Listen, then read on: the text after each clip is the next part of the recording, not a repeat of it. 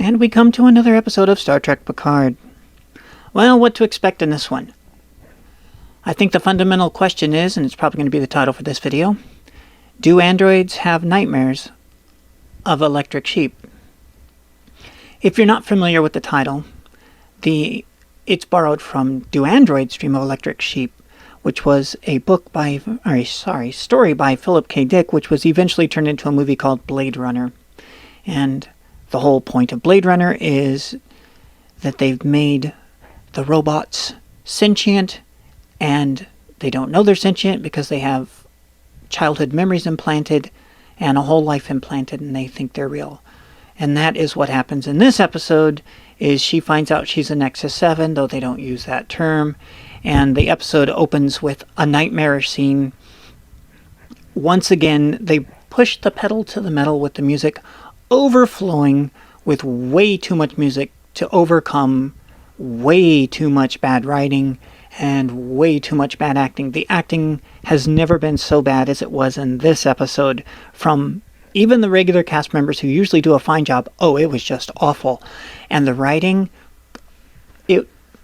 I don't want to say this to insult 8th graders, but it really felt like an 8th grader writing their very first science fiction story. It's so bad.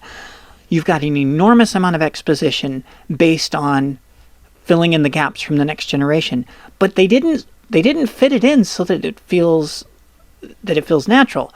No, it's just, we're just going to tell you what happened, and nobody's going to go, why did you say that? Why are you, okay, thanks for pointing out all that information that nobody asked you for. Okay. So that happens a lot in this episode. There's also the exposition for current things is just as forced in. It's like whoever wrote this has no clue how to smoothly write exposition. You might also notice the episode is a bit longer by about 10 minutes. Boy, does it need that 10 minutes, because in the last 10 minutes, the episode gets really good and starts moving forward. In the last 10 minutes of a long episode, which means the other 40 minutes are I'm watching the worst science fiction episode ever. Oh, what else do you need to know? You need to know that there's a visit from a Next Generation person drops in this week, and according to the previews, we finally get Riker next week. Yay. I'm seriously looking forward to that. I hope they don't screw that up too. So, yeah. The last 10 minutes are really good.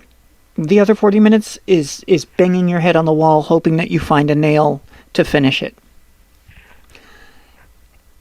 I'm staying with this just for the people that tune in for these reviews, because otherwise I would have bailed and have missed nothing. What about the men? How are they treated in this episode? They're treated much better in this episode in that they get close to equal time. But again, the acting is really far off.